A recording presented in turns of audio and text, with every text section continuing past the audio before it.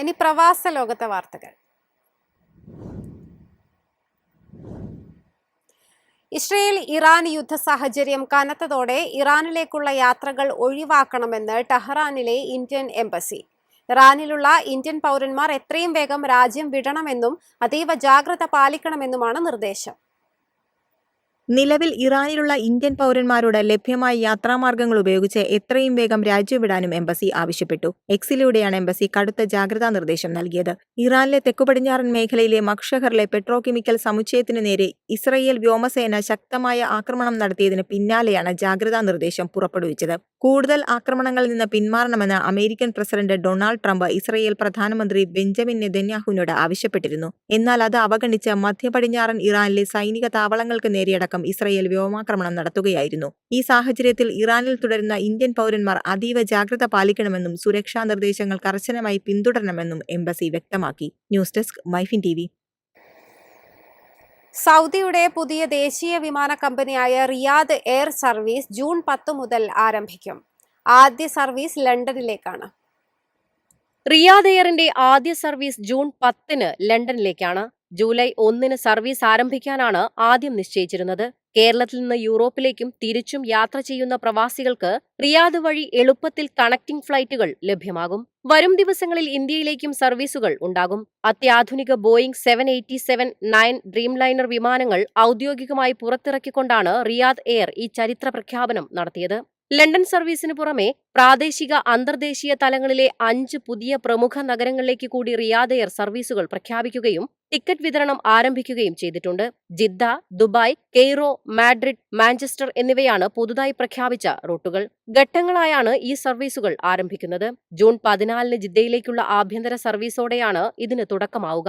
തൊട്ടുപിന്നാലെ June 18 ദുബായിലേക്കും June 25 കെയ്റോയിലേക്കും വിമാനങ്ങൾ പറന്നുയരും. European നഗരങ്ങളായ മാഡ്രിഡിലേക്ക് July 17 മാഞ്ചസ്റ്ററിലേക്ക് July 23 സർവീസുകൾ നിശ്ചയിച്ചിരിക്കുന്നത്. ബിസിനസ്, ടൂറിസം, വ്യാപാര മേഖലയിലെ വർദ്ധിച്ചുവരുന്ന ആവശ്യങ്ങൾ എന്നിവ പരിഗണിച്ചാണ് ഈ റൂട്ടുകൾ തിരഞ്ഞെടുത്തതെന്ന് CEO ടോണി ഡഗ്ലസ് വ്യക്തമാക്കി. 2030 സൗദി തലസ്ഥാനമായ റിയാദിനെ ലോകമെമ്പാടുമുള്ള 100-ലധികം നഗരങ്ങളുമായി ബന്ധിപ്പിക്കുകയാണ് ലക്ഷ്യം. News desk MyFin TV. കുവൈറ്റിൽ ഗാർഹിക തൊഴിലാളികളുടെ റിക്രൂട്ട്മെന്റ് നടപടികൾ പൂർണ്ണമായും ഡിജിറ്റലാക്കി. വിസ അനുവദിക്കുന്നതിനുള്ള യോഗ്യതാ മാനദണ്ഡങ്ങൾ കൂടുതൽ കർശനമാക്കിയതായി ആഭ്യന്തര മന്ത്രാലയം അറിയിച്ചു. ഹൗസ് ഡ്രൈവർമാർ ഉൾപ്പെടെയുള്ള ഗാർഹിക തൊഴിലാളികളുടെ റിക്രൂട്ട്മെന്റ് നടപടികൾ പൂർണ്ണമായും ഡിജിറ്റലാക്കിയതായി കുവൈറ്റ് ആഭ്യന്തര മന്ത്രാലയം അറിയിച്ചു. പബ്ലിക് അതോറിറ്റി ഫോർ മാൻപവറുമായി സഹകരിച്ച് മന്ത്രാലയത്തിന്റെ IT വിഭാഗമാണ് പുതിയ ഓൺലൈൻ വിസ സേവനത്തിന് തുടക്കമിട്ടത്. കുവൈറ്റിന്റെ ഏകീകൃത സർക്കാർ ആപ്പായ സഹൽ വഴി സ്വദേശികൾക്കും പ്രവാസികൾക്കും ഇനി മുതൽ ഗാർഹിക വിസയ്ക്കുള്ള നടപടിക്രമങ്ങൾ പൂർത്തിയാക്കാം. പുതിയ ഡിജിറ്റൽ സംവിധാനത്തോടൊപ്പം വിസ അനുവദിക്കുന്നതിനുള്ള യോഗ്യതാ മാനദണ്ഡങ്ങൾ മന്ത്രാലയം കൂടുതൽ കർശനമാക്കിയിട്ടുണ്ട്. സർക്കാർ സേവനങ്ങൾ പൂർണ്ണമായും പേപ്പർ രഹിതമാക്കുന്നതിന്റെയും റിക്രൂട്ട്മെന്റ് വേഗത്തിലാക്കുന്നതിന്റെയും ഭാഗമായാണ് പുതിയ പരിഷ്കാരം. പുതിയ പ്ലാറ്റ്ഫോം നിലവിൽ വന്നതോടെ ഉപഭോക്താക്കൾക്ക് സർക്കാർ സർവീസ് സെന്ററുകൾ നേരിട്ട് സന്ദർശിക്കാതെ തന്നെ വിസ അപേക്ഷകൾ സമർപ്പിക്കാം. ഇത് സമയലാഭത്തിനൊപ്പം നടപടിക്രമങ്ങളിലെ സുതാര്യതയും വർദ്ധിപ്പിക്കും. പുതിയ സ്പോൺസർഷിപ്പ് മാനദണ്ഡങ്ങൾ പ്രകാരം ഒറ്റയ്ക്ക് കഴിയുന്ന സ്ത്രീകൾക്ക് ഒരു വീട്ടുജോലിക്കാരിയെയും ഒരു ഡ്രൈവറെയും റിക്രൂട്ട് ചെയ്യാം.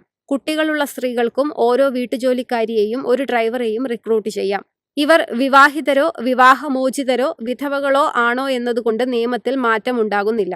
വിസകളുടെ ദുരുപയോഗം തടയാനും ഡിജിറ്റൽ ഗവർണൻസ് ശക്തിപ്പെടുത്താനും പുതിയ നിയന്ത്രണങ്ങളിലൂടെ സാധിക്കുമെന്ന് കുവൈറ്റ് ആഭ്യന്തര മന്ത്രാലയം വ്യക്തമാക്കി. News desk MyFin TV. എളുപ്പത്തിൽ സമ്പാദ്യം വളർത്താം. ഇന്ന് തന്നെ മൈഫിൻ TV ആപ്പ് ഡൗൺലോഡ് ചെയ്യൂ.